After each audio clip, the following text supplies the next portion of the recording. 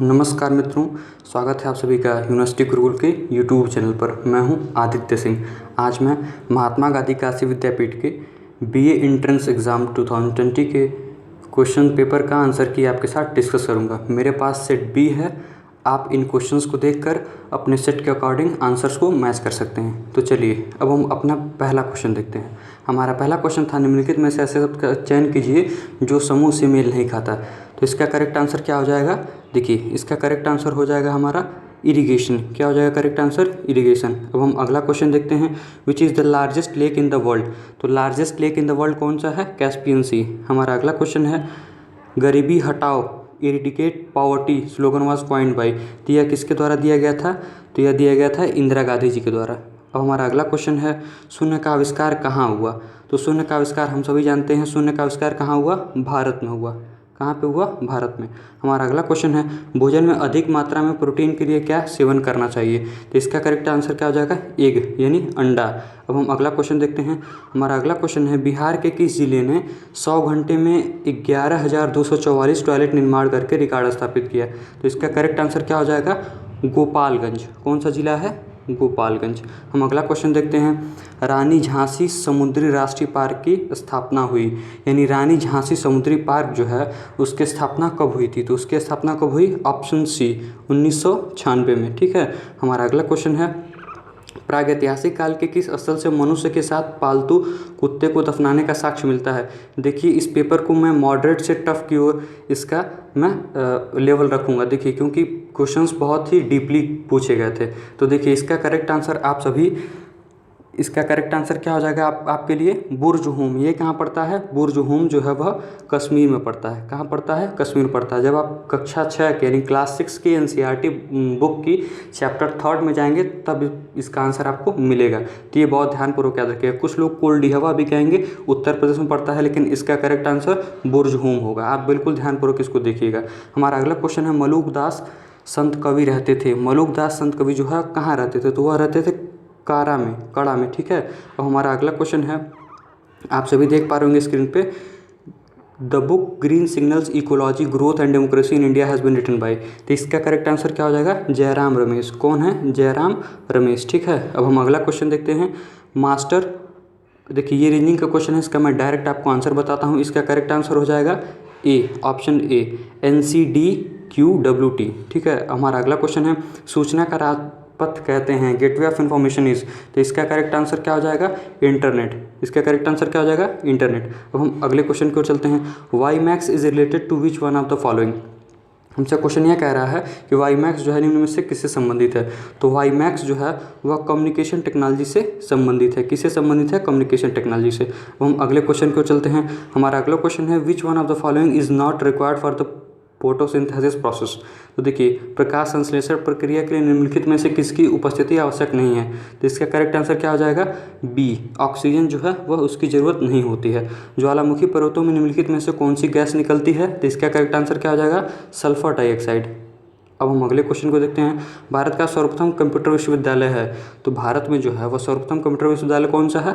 Rajiv Gandhi computer विश्वविद्यालय। ठीक है। इसकी स्थापना कब हुई थी? 1984 में। अब हम अगला क्वेश्चन देखते हैं, PERT एक तकनीक है जो निम्न में से किस एक कार्य में प्रयुक्त होती है? या किस कार्य में प्रयुक्त होती है? प्रोजेक्ट मैनेजमेंट में। ठीक है, परियोजना के प्रबंध में। हमारा अगला क्वेश्चन है 18th क्वेश्चन। देखिए, हम 18th क्वेश्चन की ओर चलते हैं, अल्मा विश्व का विशालतम दूरदर्शी है और 21वीं सदी का महानतम उपलब्धि है। यह विज्ञान जगत को अंतरिक्ष के गूढ़ रहस्यों का पता लगाकर अचंभित कर सकती है। यह स्थापित है, तो यह कहाँ पर स्थापित है? यह जो है चिली में स्थापित है। कहाँ पर स्थापित है? चिली में स्थापित है। ठीक है। हमारा अगला क्वेश्चन है, full form of SIM is. SIM का जो है वो फुल फॉर्म क्या होता है? तो सिम का फुल फॉर्म क्या होता है? A, option A, subscribers identity module. ठीक है, आप सभी जानते भी होंगे। अगले क्वेश्चन को देखते हैं, Indian space mission related planet Mars is named as MOM which is mean for. हम हिंदी में पढ़ते हैं, मंगल ग्रह से संबंधित भारतीय अंतरिक्ष अभियान को माम कहा गया है, जिसका तात्पर्य है। तो इसका तात्पर्य क्या है? Option C, Mars orbiter mission. ठीक है, मार्स ऑर्बिटर मिशन। ठीक है। अब हम अगला क्वेश्चन देखते हैं। हमारा अगला क्वेश्चन है, भारतीय अंतरिक्ष अनुसंधान संगठन इसरो की स्थापना कब हुई थी? तो इसरो की स्थापना कब हुई थी? 1969 में। कब हुई थी? 1969 में। हम अपने अगले क्वेश्चन को देखते हैं। देखिए, हमारा अगला क्वेश्चन है, राष्ट्रीय वानस्पतिक शोध संस्थान अवस्थित है, यानी कि नेशनल बॉटनिकल रिसर्च इंस्टीट्यूट जो है वह कहाँ पर अवस्थित है? तो यह कहाँ पर अवस्थित है? लखनऊ में। कहाँ पर अवस्थित है? लखनऊ में। हमारा अगला क्वेश्चन है कंप्यूटर डाटा की सबसे छोटी इकाई है, तो इसकी सबसे छोटी इकाई बीट होती है। अब हम अगला क्वेश्चन देखते हैं, निम्न में से कौन जैव निम्नीकरण बायोडिग्रेडेबल नहीं है? तो इसका करेक्ट आंसर क्या हो जाएगा हमारा? चांदी का पत्थर या सिल्वर फॉइल जिसको हम कहते हैं, ठीक है, बी। अब हम अगले क्वेश्चन को चलते हैं, विच one of the following scales of temperature does not have a negative value? हमसे प्रश्न यह कह रहा है ताप के निम्नलिखित में से किस पैमाने में ऋणात्मक मान नहीं होता है? तो इसका करेक्ट आंसर क्या हो जाएगा? केल्विन। क्या हो जाएगा करेक्ट आंसर? केल्विन।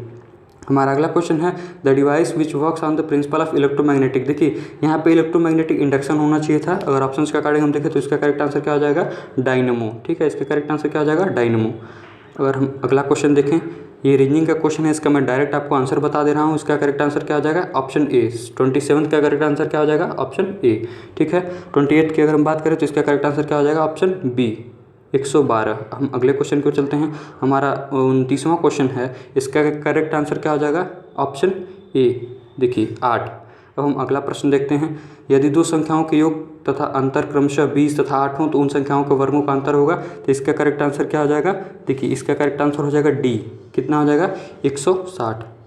उसके बाद हम अगले क्वेश्चन को चलते हैं, हमारा अगला क्वेश्चन है 31वां प्रश्न, इसका करेक्ट आंसर क्या हो जाएगा?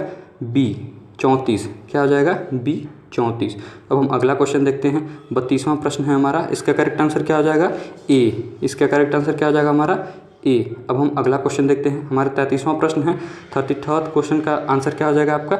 Option C, 8191। ठीक है, 34th क्वेश्चन देखते हैं, इसका करेक्ट आंसर क्या हो जाएगा? ए।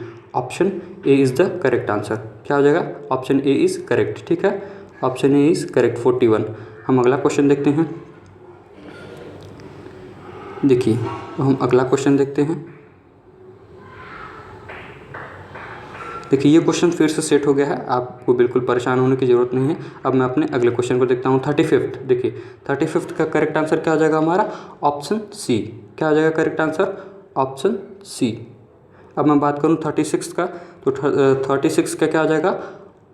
इसका भी ऑप्शन सी जो है वो करेक्ट होगा। ठीक है, हम अगले क्वेश्चन को देखते हैं, 37 का करेक्ट आंसर क्या होगा? सी, ऑप्शन सी। देखिए अब मैं बात करता हूँ 38 क्वेश्चन का, इसका कौन सा करेक्ट आंसर होगा? तो इसका होगा ऑप्शन डी, YAC। हमारा 39th क्वेश्चन है, ऑपरेशन रूबिकॉन से रिलेटेड है। ये एक अच्छा क्वेश्चन है, मॉडर्न हिस्ट्री का बहुत ही कंफ्यूजिंग क्वेश्चन है। इसका करेक्ट आंसर क्या आ जाएगा? गांधी जी की सहभागिता संबंधित है, गोलमेज सम्मेलन में गांधी जी की सहभागिता। ठीक है, यहीं पे गांधी इरविन पैक्ट होता है। उनको ये कहा जाता है कि बहुत अगर ये ऑपरेशन नहीं चलाया गया होता ब्रिटिशर्स के द्वारा, तो ब्रिटिशर्स ऐसा सोचते थे कि गांधी जी बहुत बड़ा क्रांतिकारी कर देंगे इस सम्मेलन में भाग लेकर। अब हम अगला क्वेश्चन देखते हैं, हमारा अगला क्वेश्चन निम्नलिखित में से किस शासक ने शाहरुख नामक चांदी का सिक्का चलाया? तो यह सिक्का किसने चलाया था? बाबर ने। किसने चलाया था? बाबर ने। ठीक है, अब हम अगला क्वेश्चन देखते हैं, बाद में हुमायूं ने भी चलाया था लेकिन बाबर ने पहले चलाया था। निम्नलिखित में से किस चिश्ती संत को चिराग ए दिल्ली कहा जाता है? तो इसका करेक्ट आंसर डी हो जाएगा। ठीक है, नसरुद्दीन को जो है चिराग ए दिल्ली कहा जाता है। अगला क्वेश्चन देखते हैं, किस देश के प्रधानमंत्री महाथिर मोहम्मद ने पद से त्याग दिया? तो इसका करेक्ट आंसर क्या हो जाएगा? मलेशिया। किस देश के वो प्रधानमंत्री थे? वो मलेशिया के प्रधानमंत्री थे। हम अगला क्वेश्चन देखते हैं, इस देखिए 43rd का मैं आपको डायरेक्ट आंसर बता देता हूँ। इसका करेक्ट आंसर जो होगा आपका वो ऑप्शन डी होगा। क्या होगा? Option D. ठीक है, इसका करेक्ट आंसर क्या हो जाएगा? Option D. अब मैं अगला क्वेश्चन देखता हूँ, 44th क्वेश्चन है। देखिए इसका जो है, अगर मैं सही कालक्रम की बात करूं कि क्या इसका होना चाहिए, तो मेरे अकॉर्डिंग 4 3 2 1 होना चाहिए, जो कि इन किसी भी ऑप्शंस में दिया हुआ नहीं है। मेरे अकॉर्डिंग क्या होना चाहिए? 4 3 2 1, जबकि किसी भी ऑप्शन में दिया नहीं है। तो अब मैं ऑफिशियल आंसर की का वेट करूंगा। अब देखिए हमारा अगला क्वेश्चन है 45th का करेक्ट आंसर क्या हो जाएगा? डी गुकेश। डी गुकेश। ठीक है, अगला क्वेश्चन देखते हैं, in which year UNO adopted a definition of absolute poverty? इसका करेक्ट आंसर क्या होगा? देखिए इसका करेक्ट आंसर हो जाएगा 1995। अगला क्वेश्चन देखते हैं, इसका मैं करेक्ट आंसर आप सभी को बताता हूँ। इसका करेक्ट आंसर होगा ऑप्शन बी। ठीक है, 47th का करेक्ट आंसर क्या हो जाएगा? Option B. अब हम 48 देखते हैं, ये बहुत ही अच्छा क्वेश्चन है कि सुई चुहाने पर निम्नलिखित अंगों में से कौन सा दर्द महसूस नहीं करेगा। तो इसका करेक्ट आंसर क्या हो जाएगा, हमारा ब्रेन जो है वह दर्द महसूस नहीं करता है। ठीक है, इसका करेक्ट आंसर क्या हो जाएगा, ब्रेन। ठीक है, अब हम अगला क्वेश्चन देखते हैं। हमारा अगला क्वेश्चन है निम्नलिखित पहाड़ियों का पश्चिम से पूर्व सही क्रम पहचानिए। तो इसका करेक्ट आंसर क्या हो जाएगा, देखिए आप सभी देख सकते हैं, इसका करेक्ट आंसर होगा ऑप्शन सी, गारो, खासी, जैंतिया, नागा। अगला क्वेश्चन देखते हैं हम। अगला क्वेश्चन हमारा है 50वां क्वेश्चन। देखिए इसका मैं करेक्ट आंसर आपको बताता हूँ। 50th क्वेश्चन का ऑप्शन ए इज़ करेक्ट। क्या हो जाएगा, ऑप्शन ए इज़ करेक्ट। देखिए ये सभी प्रश्न जो है उत्तर प्रदेश पीसीएस में पूछे गए हैं, इसलिए मैं यह कह रहा हूँ कि प्रश्नों का जो स्तर था, लेवल था, वो बहुत ही अच्छा था। मैं ये कहूँगा कि मॉडरेट से टफ की ओर का था। अगला क्वेश्चन देखते हैं। 17 मार्च 2020 को शेख मुजीबुर रहमान की जन्म शताब्दी मनाई गई। यह किस देश के पहले राष्ट्रपति थे, आप सभी जानते हैं बांग्लादेश के थे। कहाँ के पहले राष्ट्रपति थे, बांग्लादेश के। अब हम अगला क्वेश्चन देखते हैं। K2 के बाद भारत में निम्नलिखित में से कौन सर्वोच्च पर्वत शिखर है। तो देखिए इसका करेक्ट आंसर क्या हो जाएगा, कंचनजंगा। ठीक है, इसका करेक्ट आंसर क्या हो जाएगा, कंचनजंगा। अब हम अगला क्वेश्चन देखते हैं। हमारा अगला क्वेश्चन है 53rd क्वेश्चन है, यानी 53वां क्वेश्चन है। आप सभी स्क्रीन पे देख पा रहे होंगे। हमारा 53rd क्वेश्चन है निम्नलिखित में से कौन सही सुमेलित नहीं है। तो इसका मैं आपको डायरेक्ट आंसर बताऊंगा। इसका करेक्ट आंसर क्या हो जाएगा, स्वच्छ भारत मिशन। ठीक है, इसके बहुत से और भी एम हैं। ठीक है, हम अगला क्वेश्चन देखते हैं। हमारा अगला क्वेश्चन है the tropic of cancer passes through which of the following states. ठीक है, इसका करेक्ट आंसर क्या हो जाएगा, ऑप्शन ए। 54th का करेक्ट आंसर क्या हो जाएगा, ऑप्शन ए। हम अगला क्वेश्चन देखते हैं। निम्नलिखित में से कौन सी जनजाति उत्तर प्रदेश और उत्तराखंड से संबंधित है। तो इसका करेक्ट आंसर क्या हो जाएगा, हमारा थारू। कौन सी जनजाति है, थारू जनजाति जो है उत्तर प्रदेश और उत्तराखंड से संबंधित है। हम अगला क्वेश्चन देखते हैं। 56 बद्रीनाथ अवस्थित है। बद्रीनाथ कहाँ पर अवस्थित है, तो यह जो है कुमायूं हिमालय में अवस्थित है। कहाँ पर अवस्थित है, कुमायूं हिमालय में अवस्थित है। देखिए अब हमारा अगला क्वेश्चन है भारतीय वनों का वैज्ञानिक वर्गीकरण निम्नलिखित में से किसने किया है। हमसे प्रश्न यह पूछ रहा है। देखिए अब यहाँ पे समस्या थोड़ी सी आ रही है कि अब हिंदी में कुछ और पूछा है, भारतीय वन दिया है, इंग्लिश में ऐसा कुछ है ही नहीं। ठीक है, who among the following prepared a scientific classification of forest, ऐसे पूछा है। तो अगर इंग्लिश के अकॉर्डिंग मैं चलूँ तो इसका करेक्ट आंसर जो होगा वो HG चैंपियन होगा। क्या होगा करेक्ट आंसर, HG चैंपियन। अब हम अगला क्वेश्चन देखते हैं। The eastern most place of India is located in the state of.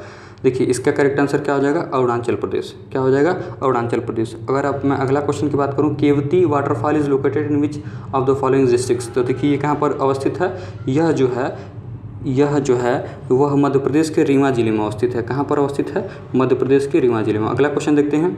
Largest bauxite producing state in India is. तो इसका करेक्ट आंसर क्या हो जाएगा, उड़ीसा। क्या हो जाएगा, उड़ीसा। अगला क्वेश्चन देखते हैं। 61वां क्वेश्चन, विश्व का सबसे बड़ा महासागर है, largest ocean of the world. तो ये क्या हो जाएगा, प्रशांत महासागर। कौन सा है, प्रशांत महासागर। ठीक है, अब देखिए मैं 62nd क्वेश्चन का बात करता हूँ। The largest mica producing state in India. तो यह कौन सा हो जाएगा, हमारा आंध्र प्रदेश। क्या हो जाएगा आंसर, इसका करेक्ट आंसर आंध्र प्रदेश। अगला क्वेश्चन देखते हैं। निम्नलिखित में से किस देश में उसके भौगोलिक क्षेत्र का उच्चतम प्रतिशत वन आच्छादित है। तो जो ऑप्शंस के अकॉर्डिंग है उसके अकॉर्डिंग क्या सही होना चाहिए, चाइना।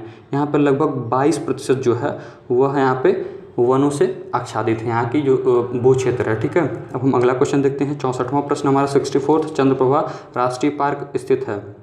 देखिए ये इसका एग्जैक्ट लोकेशन जो है वह चंदौली जिले में है, लेकिन आप ऑप्शंस के अकॉर्डिंग जो है वाराणसी भी टिक कर सकते हैं, ये चल सकता है। हमारा अगला क्वेश्चन है। निम्नलिखित में से कौन सा देश विश्व में सर्वाधिक इस्पात उत्पादक है। विच one of the following country is the largest producer of steel in the world. हमसे प्रश्न यही पूछ रहा है। इसका करेक्ट आंसर क्या हो जाएगा, चाइना। ठीक है, इसका करेक्ट आंसर क्या हो जाएगा, चाइना। अगला क्वेश्चन देखते हैं। हमारा अगला क्वेश्चन है 2011 के जनगणना के अनुसार भारत में स्त्री साक्षरता की दृष्टि से केरल का दूसरा स्थान निम्नलिखित में से किस राज्य का है। तो इसका करेक्ट आंसर क्या हो जाएगा, मिजोरम। कौन सा राज्य हमारा है, मिजोरम। ठीक है, अगला क्वेश्चन देखते हैं। हमारा 67वां क्वेश्चन है। सबसे कम नगरीय जनसंख्या किस राज्य की है। तो इसका करेक्ट आंसर हो जाएगा हमारा हिमाचल प्रदेश। कौन सा हो जाएगा, हिमाचल प्रदेश। अगला क्वेश्चन देखते हैं। 68 का मैं आपको डायरेक्ट करेक्ट आंसर बताऊंगा। इसका करेक्ट आंसर क्या हो जाएगा, बी। ऑप्शन जो बी है इसका 68 यानी 68वें क्वेश्चन का ये करेक्ट है। अगला क्वेश्चन देखते हैं।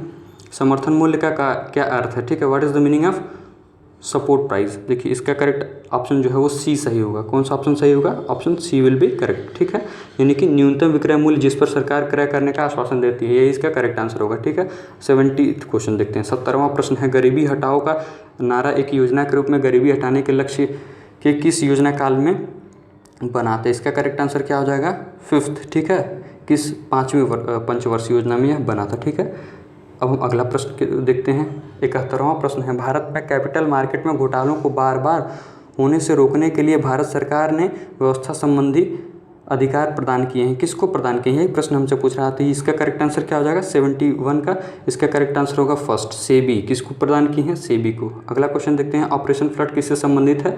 तो ऑपरेशन फ्लड जो है वो a project to promote dairy in the country, ठीक है, देश में दुग्ध उत्पाद बढ़ाने की परियोजना है ये। अगला क्वेश्चन देखते हैं, 73वां प्रश्न है, भारतीय रिजर्व बैंक का कार्य नहीं है, तो वह कौन सा कार्य नहीं करती है? पब्लिक से यानी लोगों से जमा स्वीकार नहीं करती है, ठीक है। तो इसका करेक्ट आंसर डी हो जाएगा, accepting deposit from the public. अगला क्वेश्चन देखते हैं, भारत का मत्स्य उत्पादन अग्रणी राज्य है। देखिए ये थोड़ा सा कंफ्यूजिंग क्वेश्चन है।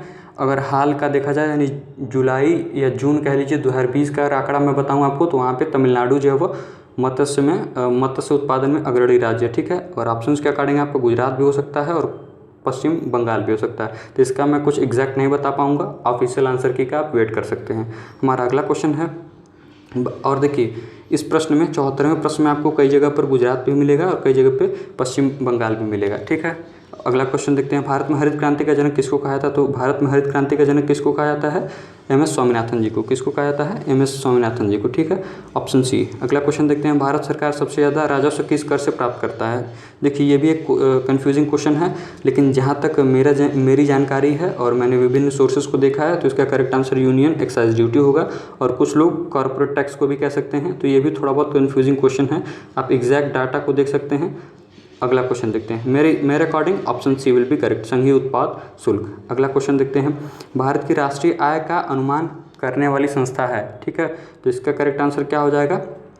CSO, ऑप्शन डी जो है वो करेक्ट आंसर हो जाएगा, केंद्रीय सांख्यिकी संगठन। इसका वर्तमान में नाम क्या कर दिया गया है? नेशनल स्टैटिस्टिकल ऑर्गेनाइजेशन, ठीक है। अगला क्वेश्चन देखते हैं, निम्नलिखित में से कौन सी मद से भारत को अधिकतम विदेशी विनिमय प्राप्त होता है? यही प्रश्न हमसे पूछ रहा है, तो इसका करेक्ट आंसर क्या हो जाएगा? सॉफ्टवेयर एंड हार्डवेयर भी आप कह सकते हैं, लेकिन ऑप्शन के अकॉर्डिंग सॉफ्टवेयर दिया हुआ है, तो ये बिल्कुल करेक्ट होगा। अगला क्वेश्चन देखते हैं, केंद्र सरकार के बजट में चालू खाते में व्यय की सबसे बड़ी मद है? हमसे प्रश्न यही पूछ रहा है ना कि जो largest item of expenditure in current account of the central government budget is, यही हमसे क्वेश्चन कह रहा है। इसका करेक्ट आंसर क्या हो जाएगा? Interest payment. क्या हो जाएगा करेक्ट आंसर? ब्याज भुगतान।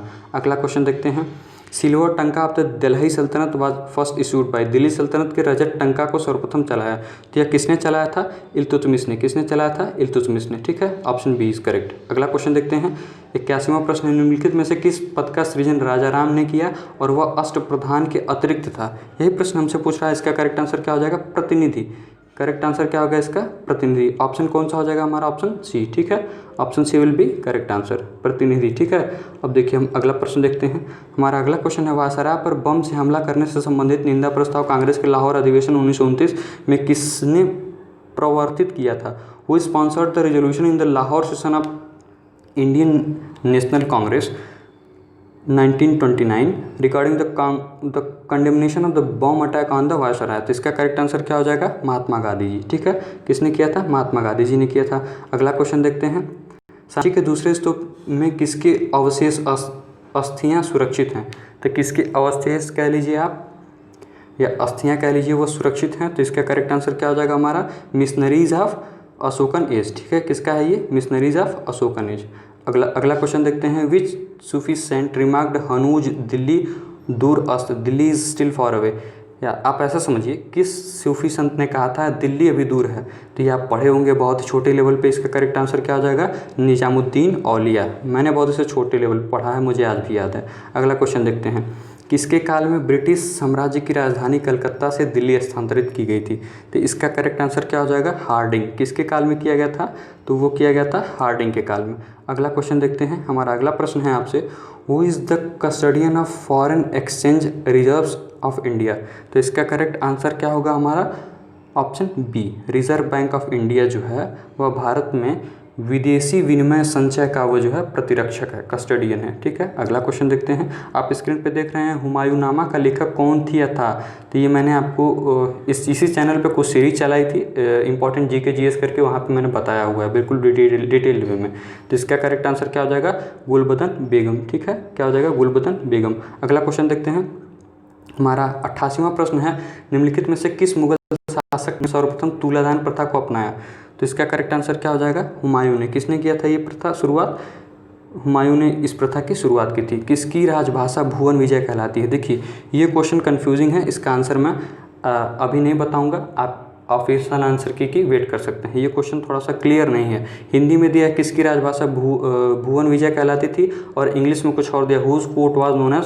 तो यहाँ एक बार राजसभा की बात की जा रही है और एक जगह कोर्ट, यानी कि क्वेश्चन एक तरीके से क्लियर भी है, लेकिन इसका ऑप्शंस थोड़े से इधर उधर दिए हैं, तो आप ऑफिशियल आंसर की वेट कर सकते हैं। अगला क्वेश्चन देखते हैं, मुस्लिम गोलकुंडा राज्य किस पुराने हिंदू राज्य के ध्वंसावशेषों पर खड़ा हुआ? प्रश्न हमसे यही कह रहा है कि on the runs of which old Hindu kingdom the Muslim kingdom of Golconda grew up? तो इसका करेक्ट आंसर क्या हो जाएगा? देवगिरी। आपने नाम सुना भी होगा, कौन सा हो जाएगा करेक्ट आंसर? देवगिरी। अब हम अगला क्वेश्चन देखते हैं, who was the only sultan of Delhi who wrote his autobiographical account? 91वां प्रश्न कह रहा है कि दिल्ली का वो एकमात्र सुल्तान कौन था जिसने अपना आत्मविवरण लिखा था? तो इसका करेक्ट आंसर क्या है हमारा? बी, फिरोज शाह तुगलक ने किया था ऐसा। अगला क्वेश्चन देखते हैं, महमूद गजनी के गुजरात अभियान के समय चोल देश पर कौन राज्य कर रहा था? ठीक है, यानी कि चोल का कौन सा शासक उस समय वहाँ पे राज कर रहा था? तो इसका करेक्ट आंसर क्या हो जाएगा? राजेंद्र चोल प्रथम। कौन सा? ऑप्शन सी, राजेंद्र चोल प्रथम। अगला क्वेश्चन देखते हैं, रज़्मनामा फारसी अनुवाद है। रज़्मनामा जो है वह किसका फारसी अनुवाद है? तो यह जो है किसका अनुवाद है? महाभारत का। ये भी मैंने बहुत ही डिटेल में अपने वीडियोज़ में बताया हुआ है, महाभारत। ठीक है, अगला क्वेश्चन देखते हैं। हमारा अगला क्वेश्चन है, Swadesh Darshan scheme launched by government of India does not include development of which of the following tourist circuits? ठीक है, प्रश्न यह पूछ रहा है कि भारत सरकार द्वारा प्रारंभ की गई स्वदेश दर्शन योजना में निम्नलिखित में से किस पर्यटन चक्र का विकास सम्मिलित नहीं है? ठीक है, तो इसका करेक्ट आंसर क्या हो जाएगा? Coastal circuit. क्या हो जाएगा? Coastal circuit. बाकी सभी उसमें इंक्लूडेड हैं। ठीक है, अगला क्वेश्चन देखते हैं, the Indian deep space antenna system for moon mission Chandrayaan 1 has been installed eight? इसका करेक्ट आंसर क्या हो जाएगा हमारा? बयालालू। ठीक है, बयालालू में यह इंस्टॉल किया गया हुआ है। Option D is correct. Amnesty international क्या है? आप सभी जानते हैं, ह्यूमन राइट्स से ये संबंधित है, तो इसका बिना एक्सप्लेनेशन के ही मैं आपको करेक्ट आंसर बताता हूँ, ह्यूमन राइट्स। आप सभी ये जानते हैं, इसका करेक्ट आंसर हो जाएगा ह्यूमन राइट्स, मानवाधिकार से ये संबंधित है। अगला क्वेश्चन देखते हैं, 97वां क्वेश्चन है हमारा, उस मोबाइल ऐप का क्या नाम है जो कंप्यूटर और इंटरनेट आसानी से सिखाता है? तो इसका करेक्ट आंसर क्या हो जाएगा हमारा? आप मुझे कमेंट बॉक्स में बताएंगे, और इसका करेक्ट आंसर मैं अपने अकॉर्डिंग जितना मैंने खोजा है, जितना मैंने पाया है, पढ़ा है, उसके अकॉर्डिंग दिशा ऐप है। कौन सा ऐप है? दिशा ऐप है। ठीक है, कौन सा ऐप है? दिशा ऐप है। अगला क्वेश्चन देखते हैं, अगर आपको इस क्वेश्चन पर कन्फ्यूजन है तो आप मुझे कमेंट बॉक्स में बता सकते हैं। अगला क्वेश्चन देखते हैं, निम्न में से किस भोजन में संतुलित आहार के सभी अवयव मौजूद होते हैं? विच of the following food stuff contains all the ingredients of balance diet? ठीक है, इसका करेक्ट आंसर क्या हो जाएगा आपका? ऑप्शन बी, दूध जो है उसमें सभी अवयव जो है मौजूद होते हैं। अगला क्वेश्चन है, 99वां क्वेश्चन है, पैन का अर्थ है, what does pan stands for? तो पैन का अर्थ क्या है? Permanent account number. ठीक है, परमानेंट अकाउंट नंबर। हमारा अंतिम प्रश्न है, पानी से फैलने वाली एक प्रमुख बीमारी है, विच of the following is mainly a water borne disease? इसका करेक्ट आंसर क्या हो जाएगा हमारा? सी, ऑप्शन सी जो है, कॉलेरा जो है वह पानी से फैलती है। ठीक है, तो इस प्रकार यह थे 100 प्रश्न। अगर आपको कोई भी कन्फ्यूज़न हो किसी भी क्वेश्चन पे तो आप मुझे कमेंट बॉक्स में संपर्क कर सकते हैं। आप सभी का बहुत बहुत धन्यवाद।